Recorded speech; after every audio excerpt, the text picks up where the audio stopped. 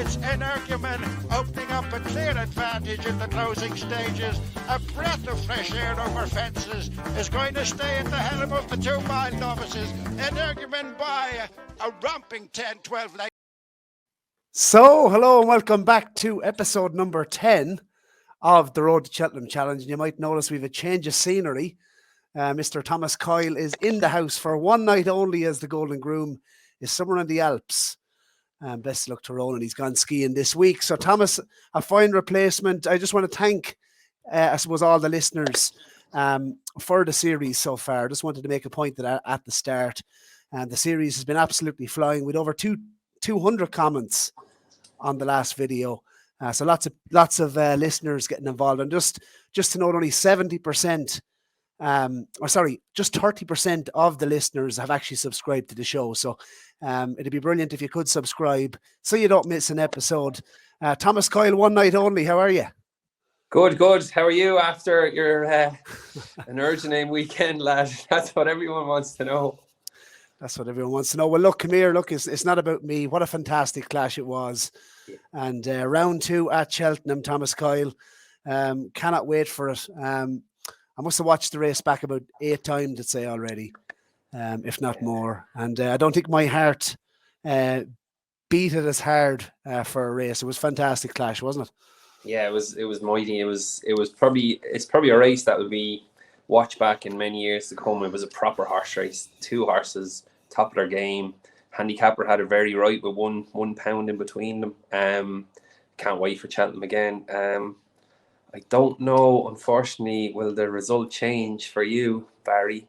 But no, great race, and it's only good for racing when we have 2 top class horses like that taking each other on.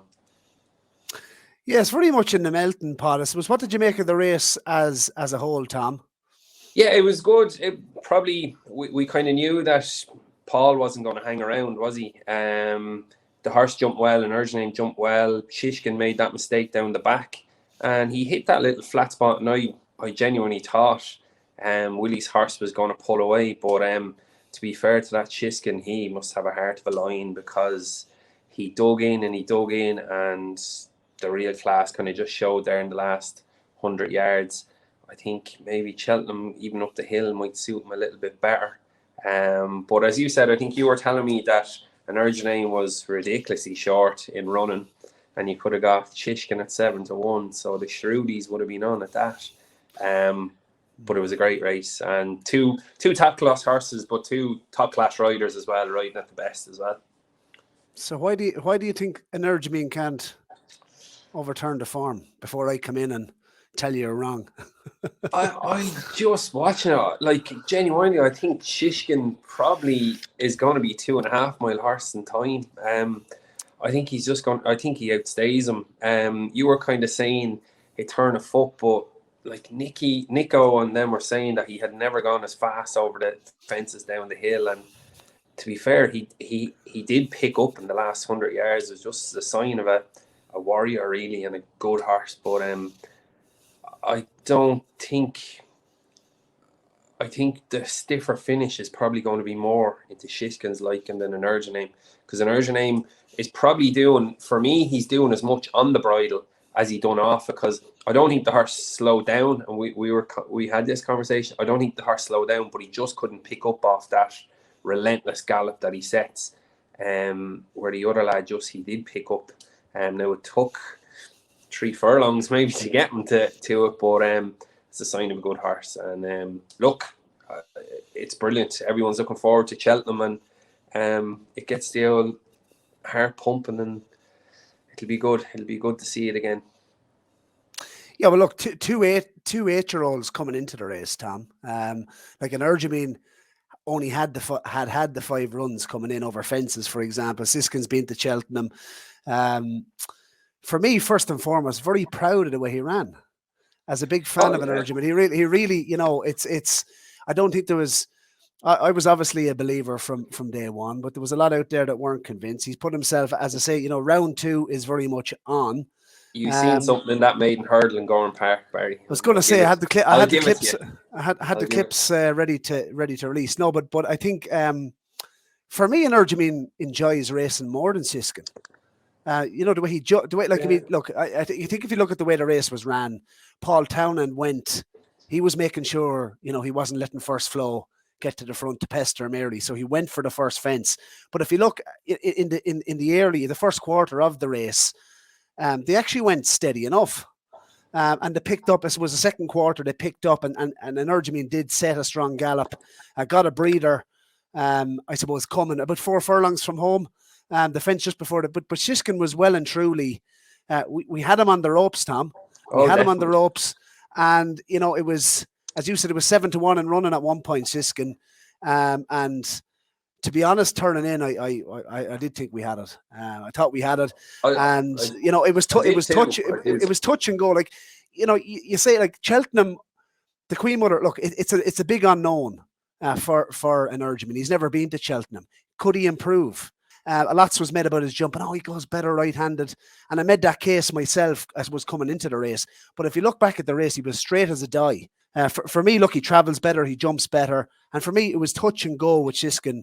Would he find, you know, and you know, I get the fact that there is going to be a hill in there. For me, the harder to go, the better at Cheltenham.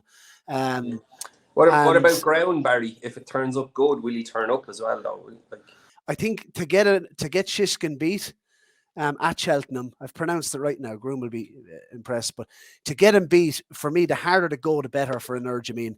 Yeah. And, you know, if you look at the Queen Mother Champion chase in recent years, put the kettle on, Politolog, it suits that horse going from the front on the course. And, you know, I would not rule, I don't think this is, look, I was obviously bullish going into the race. I still am sticking with Energumene. I think he is going to be the better horse going forward. Yeah. It was Shishkin's day. It was Shishkin's day. Look, we'll let them have it on this occasion. Yeah. But there definitely isn't much. It's if Shishkin got a little bit lower at another fence, that was it. As you said, I think the second last was vital as well. He just chipped in at the vital time. If he had got a flyer and got that extra length, you wouldn't have known. Nico might have had to throw Shishkin at the last, where he could. To be fair, the horse was very clever. He was quick at the last as well, but it could have been different. But I personally think Energumene is probably the better jumper. Though what I've seen, I do think he jumps better. Yeah, so go on, call it Cheltenham. You're going with Shishkin, are you? I think the hill. I think the hill and better ground. There's not going to be much in it, but I think maybe Shishkin. Sorry, Barry. Okay, well, I'm still sticking with our fella. Yeah. And I'll have the blue and white scarf. And look, there was lots of comments on it. Look, come here. Look, if they serve up that at Cheltenham, and I'll be there. And feel free to come up and give me stick, anyone, if Energumene does get beaten for a second time. But look, this clash could go on. We could have the decider at Punchestown. Let's hope.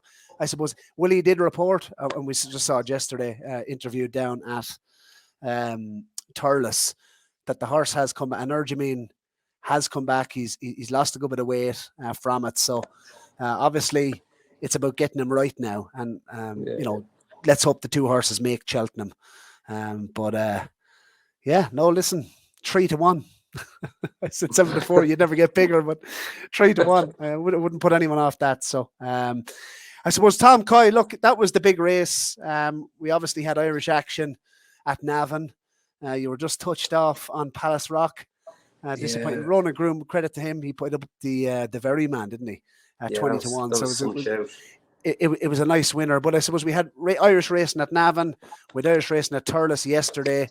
And we'd Haydock. We'd lots of racing. Newbury as well midweek, since we were last on the road to Cheltenham Challenge. But over the last 7 days, Tom, we do it on every show. Talk to us. Select a performance of the last 7 days for yourself. Yeah, look, it was good racing. Obviously, Navan probably wasn't as good on Saturday than Thurles yesterday. But Lingfield had the weekend, plenty of money going. Obviously, it was heavy ground, but there's one horse, we've talked about him before on the podcast, Ballygriffin Cottage, for the Skeltons. He won the 2-mile 7 novice hurdle in Lingfield. He got up to be high stakes, who was running well in the Chello when he fell at the last or the second last. But when we were talking about, I was talking about coming from the Hardings after winning 3 points, and his first hurdle run for the Skeletons was a cracker. It was behind Blazing Cal, who was one of the favourites for the Albert Bartlett. He wasn't beaten far. He also had Chelino Bello second, but he's improved for that run massively, and he actually won a shade comfortable at the line. I thought, did you see the race? I did, yeah. I was on him. I backed him. yeah, where it looked like it was going to be a fight, but he found that extra gear coming to the line. He's won his points on better ground, so he's versatile. But I think he's improved a lot from that first run in Cheltenham, and he's one maybe going forward. Maybe he's in the Ballymore and that. So look, he's a nice horse, and whatever he does over hurdles, it'll be a bonus because he jumps well. I've seen videos of his points, so he's a real nice staying chaser in the making. What three I want to mention, actually, we usually do one for this part of the show, but I'm going to mention three very quickly. I put up Love Envoy on the podcast last week. She came out in the very first race at Lingfield, the Johnny Burke, Millions. Johnny Burke, yeah, for Harry Fry, and the horse now is 3 from 3 over hurdles, 1 point to point for Sean Doyle, as we said last week on the show, and I thought the step back and trip really suited her. You know, she sort of dictated. She made a mistake at the 5th, but the way she travelled through the race on her previous 2 starts suggested to me a step back and trip was going to suit her. She's a 6-year-old boy Westerner. She obviously handled the cut in the ground. If it did come up soft at Cheltenham, obviously it's a mighty competitive division. You can see the selections we put up down below. Ronan has statuaire in there, for example. I fancy Algigori Devassi. Willie is about 10 in it. But I think she definitely is a player. And I'd say if it did turn up soft, it'd definitely bring her, I think, into the equation more so. I think she is talented. The best price you can now get her at for the Mayor's Novice. And I was flirting with her, Tom, a week or 2 ago before I put up Algigori Devassi. The best price you can get is 16 to 1 now on Love Envoy. But no, she impressed me now. I thought she done it nicely. And some nice tights. You know, it looked like a competitive race as well, you know. So there was some winners in there. Obviously, Nurse. I think maybe a few of them maybe were a bit like Rainy Day Woman. Obviously, something to miss there. She pulled up very early. Correct. As Susan Pope, like even watching I watched that race, she visually looked good because she done it the hard way. She was in front and she literally looked like she was sprinting up the straight, like she wasn't stopping. Johnny Burke had plenty of horse under him when he turned in. So yeah, she looks like a very nice mare. Shout out to Johnny as well. I text Johnny after winning yesterday on Smuggler's Cove. I'm not sure, did you see that ride? You can put him into the tracker as well. I'd say he'll be winning again. A fantastic ride on Smuggler's Cove yesterday by Johnny. But yeah, nice to see him with a nice type here. And yeah, look, I wouldn't put anyone off her backing her. I think she's as good a chance as anything in a competitive division. 16 to 1 could represent good each way value in the Mayor's Novice. Walking on air, obviously Nicky Henderson in the Novice Hurdle division, obviously strong in that department. But the second horse, he impressed me on previous start. He could be the one for the Moors. And I think the two of them could be quite smart. Now I know the Henderson horse was getting £7. He was quite keen early, and it was only his first run over hurdles. But I think he's short enough now in places for the Ballymore. But he could be a contender for that. Walking on air. So yeah, he'd be certainly one. I wouldn't be queuing up to take him on now. I think he's a nice type. And the bumper winner on the same card at Newbury midweek was Authorized Speed. And this fella now, I don't know how it took him 3 starts to get off the mark. You should look back at his bumper, his debut in a bumper last year, Authorized Speed. He's a horse that I think he's quite smart. So, Thomas Kyle, next part of the show, the tracker horse. And we've had a couple that have come up trumps, horse that we put into the tracker throughout the year. I think Love Envoy was one that was in the tracker at one point. We Cruise Control as well for Tom Lacey, who came out more recently. So it has been I suppose a valuable part of the show. Tom Kyle, what have you this week that goes into your tracker? Yeah, I mentioned him on the podcast the other day. He ran on Saturday in that good novice hurdle, Ardlaw. He done everything right. He jumped brilliant, but I just think the ground caught him out. The boys were saying it was sticky and gluey. His hurdle form has been good. He was second to grand jury of Henry de Bromhead's, and then won his maiden hurdle in Navan. The time before, I think deployed the getaway, was third in that. He done nothing wrong. He is some yoke to jump out in front. He's uncomplicated. Go out. Luke Dempsey gives him a good ride. I think I've been just looking that his handicap mark is 125. So I can think maybe come the festival, come Fairyhouse, come Punchestown, if he gets good ground, there could be something to be exploited there off 125. He's a nice horse. Big horse. Will go chase him, but he's definitely one to keep an eye on, lads, for the spring. Yeah, interesting. Thomas Coyle, you mentioned him on the podcast, of course, during the week. Mine is So Scottish in the bumper at Lingfield, and yeah, look, he was well supported in the market for Emmett Mullins, and I suppose the bumper itself, the winner himself had won last time. We had a German radar, of course, Estacas, who had won at Ascot, who came over and won at Ascot earlier in the season. But it was a kind of a funny race. I thought they went quite steady. He was in against the rail, took an awful hold for Alan Cawley. And I suppose when they came around the bend, they kind of quickened up pretty quickly, and they went steady. And he had to go wide. He basically went wide and came with a run late on. He was staying on better than anything in the race. Paul Byrne owned, Emmett Mullins trained. He's only a 5-year-old. I think he's a nice horse going forward. I think he will be winning races. That's So Scottish. Ran in the race at Leopardstown behind Facile Vega, and come in with I suppose a decent reputation in his own right coming into the race. Definitely, and Emmett must think a bit, because he did have him entered in the Dublin Racing Festival, like Cock during the week as well. So he obviously thinks a bit of him. Yeah, so look, I think there's some decent horses in there. Our Jester, we mentioned for Hughie Morris, swapped Estacas to German radar, and So Scottish finished fourth. So into the tracker, So Scottish, Emmett Mullins.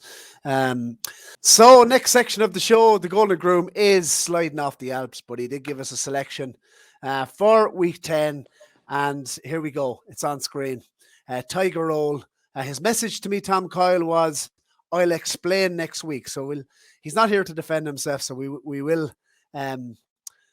we'll let him we'll let him defend himself next week. Of course, he is the winner of the cross country, the reigning champ. Tiger Roll. Tom, thoughts quickly? No chance. No, he hasn't showed enough this year. He's getting on. I think Ronan's been on the Jägermeister a bit too much up in the Alps there. There'll be some explaining on that one when he comes home, all right. But no, we showed a bit more in the hurdle on Saturday. Still beating a long way, but unless the cross country air really pipes him up, but he's not for me this year. Sorry. Okay, Tom Coyle, you've two selections. Wait for a second. You've two selections, and two selections to take out the competition. Talk to us. I'm hoping that this lad will go for the Martin Pipe instead of the Pipe. County. Jeez, you're being brazen. Yeah, and I'm hoping that Shane Fitzgerald will ride him, because with his association with Joseph O'Brien, the horse is Banbridge that won on Saturday in Navan. He stuck it out well, probably over a trip that was too sharp for him, and he done it well. JJ Slevin rode him. He's best priced 20-1 for the Martin Pipe. He's 25-1 for the County Hurdle, but he's had plenty of experience. He's plenty of running. And Shane Fitz, as we know, has been doing very well. So I think if we could get him on his back in the Martin Pipe, he's not going to be far away. And my other horse that I'm literally going to put up, but there's a big race from, I'm putting Alpha Mix in the Kim Muir. I've backed him. No, well, look, nothing went. The money came from me. He was favoured for a Paddy Power, but nothing went right for me. He nearly got wiped out at the first. He nearly got wiped out halfway. It went to pot. But there's a big race in this, lad. And you'd be hoping as well, with the connection that JP McManus, that Derek O'Connor would be riding as well. So that's kind of my angle at it. He's rated 136 over fences, so he will get in. Yeah. Look, and he's getting experience. He ran that big Paddy Power. He was second in Punchestown as well. So he's jumping at good big tracks. There's definitely a big handicap in him. JP McManus didn't buy him for no reason, for a lot of money. They thought he was going to be a little bit better, but knowing JP, there could be a bit of a coup for Cheltenham, I'm hoping. So 20-1 will do me. Yeah, he'd say he stay as well. So when he stepped up and tripped significantly, it could be the key to this horse. Yeah, interesting, Tom. Good selections. You've stuck to the handicap switches.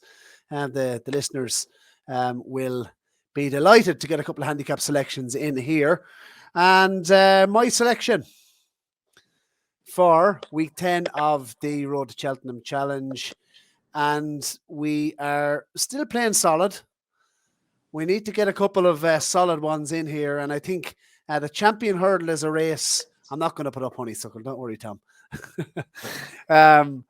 I think this race, I suppose, in behind Honeysuckle, Appreciated is the one for me that represents the most value. And he's 8-1 with 2 firms. So again, exploiting by the skin of my teeth, getting in Appreciated. Spoke to Paul Townend, of course, on the show last week. And it was interesting listening to Paul.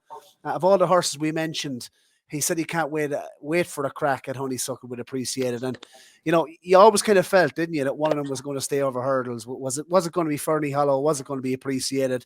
Obviously, the setback, but the way this fella come up the hill in the Supreme, I've always been a fan. I got him wrong, of course, last year, put him up for the Ballymore, and he went and did what he did, of course, in the Supreme. But very lightly raced, isn't he? Looking at him, I was looking at the Champion Hurdle, and he's rated now 160. Will he run at the Dublin Racing Festival? Of course, that's what I was going to say. Will he take her on there first? Look, it'll be interesting. Obviously, good form at Leopardstown. Of course, probably has the option as well of something like the Red Mills Hurdle. So, look, yeah, it will be interesting. He's an 8-year-old, rated 160.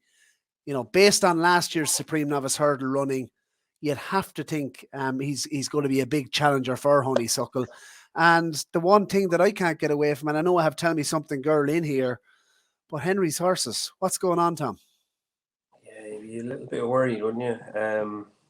They haven't been firing on all cylinders, but then it just probably shows how good maybe Bob Ollinger and the likes of Honeysuckle are, that they can still fly the flag even when the rest of the stable seem to be in the doldrums. Didn't run that many over the weekend, so maybe they're trying something and trying to get something sorted, but you would definitely want to see Henry's horses run a lot better at the Dublin Racing Festival and leading forward to Cheltenham, or you could see prices starting to slide on some of them hot ones. We know the Champion Hurdle, it is going to cut up. You look at the market, 4-6 Honeysuckle. She's entitled to be that, obviously. 8-1 Appreciated, 10-1 Sharjah. Epatante 10-1, like they weren't good enough to do it last year. He's the one with, I suppose, the most upside in terms of those. Zana here, for me, he shapes like a horse. Look, he could have improved this season, but he shapes like a horse that, for me, he's more of a stay-in type. Maybe something like the Aintree Hurdle might be more suited to Zana here. Tiupu, Quilixios, Saint Raw, Adagio, Tommy's Oscar. Now, Tommy's Oscar did impress me. St. Felician could be maybe a springer at big price of 33-1. But if you look down, I suppose, through the horses Ante-Post in the market, for me, I can't see this race being even 8 runners in it. And he's probably the one to contract in price significantly. Of what you've seen so far, the selections that are running down to the bottom, without kind of going into each and every one of them individually, Tom Coyle Who holds the edge? There wouldn't be a Play your bad cards stable. right now. There wouldn't be a bad stable now if you had both of them, but I'd say Ronan's gone a little bit more safer than you have, but you have a few nice ones there. I like Sporting John at a price for the stayers. Floor and Porter, the likes of them. Ronan was playing it a little bit safer with you with the likes of Ellie May and Allaho. Couldn't see Galvin win the Gold Cup, to be honest, Ronan, sorry. There's surely something a little bit classier out there than him. But look, he as I said, you wouldn't mind him looking out over the door. But I think maybe one of your big ones might come up, Barry, and you might nab him. Yeah, absolutely. Well, time for, just before we do wrap up, Thomas Coyle, and it was great having you, of course, for episode number 10. What did we call it? One night only, Thomas Coyle, and 2 handicap selections. So you've given value. I just want to read out a couple of, I suppose, our listeners' comments, and just in interesting. Yautran mentions, will Willie split up Sir Gerhard and Dysart Dynamo? What's your thoughts on that? Sure, he's so many hands in his pots in every race. Like, where they've looked speedier type, so what can he do? He's not afraid. Different owners, so I couldn't see them being split up, to be honest. They will take each other on, I'd imagine. Yeah, well, they said Willie likes to split them up more than maybe Nicky does when it comes to, I suppose, the Supreme. Sir Gerhard, obviously the Dublin Racing Festival, he's on course for that. Mark Lewis is praying Sir Gerhard hoses up and Willie sends Dysart Dynamo to the Ballymore. But for me, Tom, looking at Dysart Dynamo, the way he shaped that Punchestown, he looks to me to be he's pacey, isn't he? He's quick. Yeah, he's very quick. And I seen Ruby doing a thing the other day. He was 13 seconds quicker than a couple of proper handicaps, and another maiden hurdle there as well. I couldn't see him going much further because he looks to just go out and wear his heart in his sleeve, and he went around Punchestown. So I'd stick to 2 mile with him if I had him anyway. Yeah, look, I always thought Sir Gerhard would be the one that would go for the Supreme originally. Then Willie mentioned, obviously, Kilcrut at the start of the year. Then Dysart Dynamo emerge. My opinion, Dysart Dynamo 100% goes to the Supreme, regardless what Sir Gerhard does. And if one does step up, for me, it will be Sir Gerhard. That's my opinion. I could be very wrong. Got it wrong last year, of course, we'd appreciate it. Sweeper keeper number 1, Tom wants to know what we think of my mate Mozzie for the Supreme. Gavin, of course, mentioned the champion hurdle, but probably goes Supreme, does he? It's very hard to go into open company. Look, he's been. I like him. He's a horse I've liked, and I've said it from the start. And he was very slick jumping in his maiden hurdles and that. My mate Mozzie. Yeah, it's a great year, and as I said, like, that Supreme could be the race of the week to start us off. There's such good horses in it, and just shows the caliber of horses kind of coming out of Ireland. Even the likes of Jambon there that won his point. Nicky's horse as well, being bought out of Barry Geraghty's. Like, it's just, it's great, and it's hopefully the one good thing is, well, the one thing I'm saying is hopefully they all get there and we get this race that we want, and we get to see these good horses taking on each other like we did on Saturday with the two chasers. Chris Houghton has mentioned what's not to like about Bob Ollinger. Tom, 6-4, is he now for the even money? Bob Ollinger for the Marsh Chase. Interesting. Want to say it about the Marsh Chase. If you won't gallop on the Champ, or if you train them, right? From a trainer's perspective, where do you go? You probably get off the fence now. Yeah, he was so, like, I haven't seen a horse go around Leopardstown like that, and like literally, he was down the back straight when he got him pulled up. Like, it's, he's a freak. Look, I think you'd be trying to stay away from whatever race he goes in. He'd be trying to put your horse in another one. He will probably go for the Marsh, will he? Well, he's quite short for the Festival Novice Chase, which is the stairs race. 7-4. But Ruby and Paul, when we were Paul on the show last week, he did speak. I said to him about, the strengths of Gallop and the Champ, from what we've seen at Leopardstown, the way he jumps, the way he attacks his fences. Yeah. Surely that's a strength and you'd want to use it. I can't see, personally speaking, I can't see why you wouldn't go for the Marsh, only the fact that Bob Ollinger is, that could be his likely target. Yeah, but I couldn't see Willie swaying away from a race there between the two of them either, It'll be great. That'll be some race. He'll be talking about that in the lead up to it. So, Thomas Coyle, that concludes episode number 10. You were the super sub. One night only, Thomas Coyle. Thanks for the 2 handicap selections. And we'll be back, of course, for an early podcast this week with the Tiestes Chase. So we're going to go a night earlier this week. Of course, it is at Gorn on Thursday. So we're going to headline off the Tiestes Chase this week on the Champ.ie YouTube channel. Speaking of the channel, as we said, we had over 200 comments on the last video on the Road to Cheltenham Challenge. Plenty of stick coming in for me with an Energumen.